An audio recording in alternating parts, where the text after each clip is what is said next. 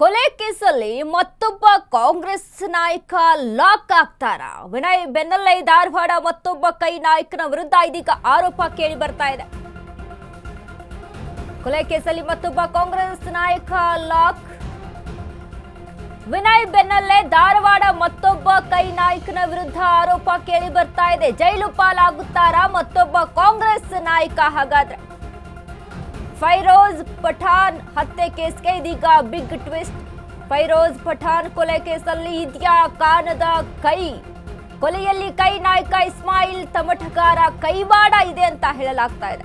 Ashwavega news ನಲ್ಲಿ big exclusive story ಇದು.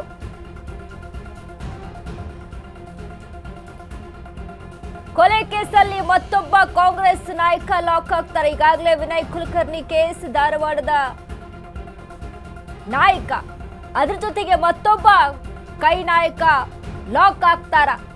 ಫೈರೋಜ್ ಪಠಾಣ್ ಹತ್ಯೆ ಕೇಸ್ಗೆ ಇದೀಗ ಬಿಗ್ ಟ್ವಿಸ್ಟ್ ಸಿಗ್ತಾ ಇದೆ. ಫೈರೋಜ್ ಪಠಾಣ್ ಕೊಲೆ ಕೇಸಲ್ಲಿ ಇದೆಯಾ ಕಾಂಗ್ರೆಸ್ ನಾಯಕನ ಕೈವಾಡ?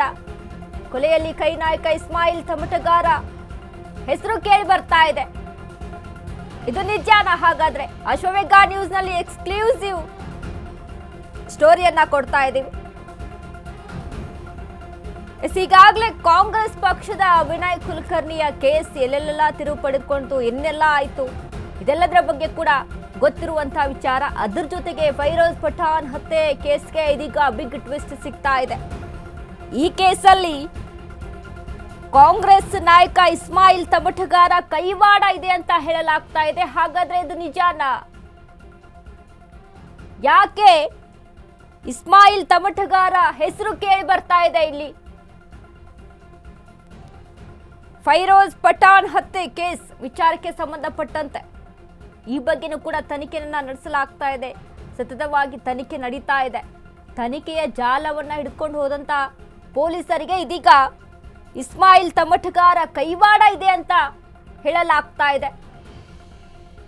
ಇದು ನಿಜವೇ ಆಗಿದ್ರೆ ಹಾಗಾದ್ರೆ ಮತ್ತೊಬ್ಬ ಕೈ ನಾಯಕ ಜೈಲು ವಾಸವನ್ನ ಅನುಭವಿಸಬೇಕಾದಂತ ಸಿಚುವೇಶನ್ ಬರುತ್ತಾ ಅನ್ನುವಂತ ಪ್ರಶ್ನೆಗಳು ಇಲ್ಲಿ ಕಾಣಿಸ್ತಾ ಇದ್ದಾವೆ.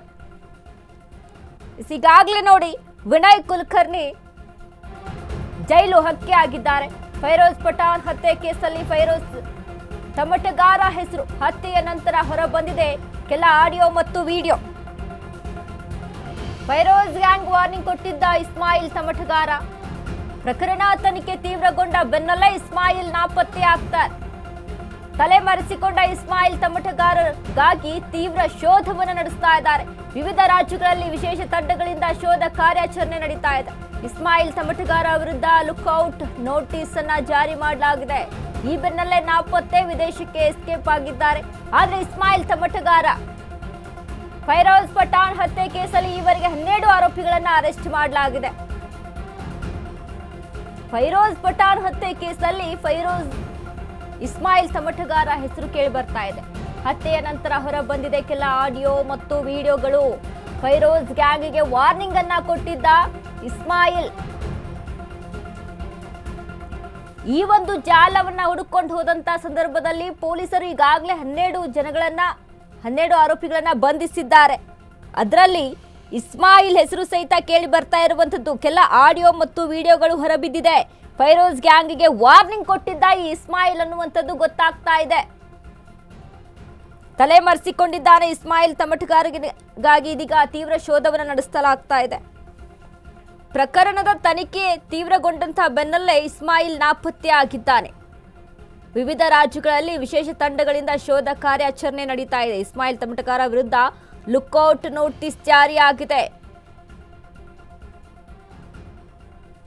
ಎಸ್ ನೋಡಿ, ಪ್ರಕರಣದ ತನಿಖೆ ತೀವ್ರಗೊಂಡಂತಹ ಬೆನ್ನಲ್ಲೇ ಇಸ್ಮಾಯಿಲ್ ಎಸ್ಕೇಪ್ ಆಗಿದ್ದಾನೆ, ಅಬ್ಸ್ಕ್ಯಾಂಡಿಂಗ್ ಆಗಿದ್ದಾನೆ. ಇಸ್ಮಾಯಿಲ್ಗಾಗಿ ತನಿಖೆಯನ್ನ ಹುಡುಕಾಟವನ್ನ ನಡೆಸಿದ್ದಾರೆ ಪೊಲೀಸರು.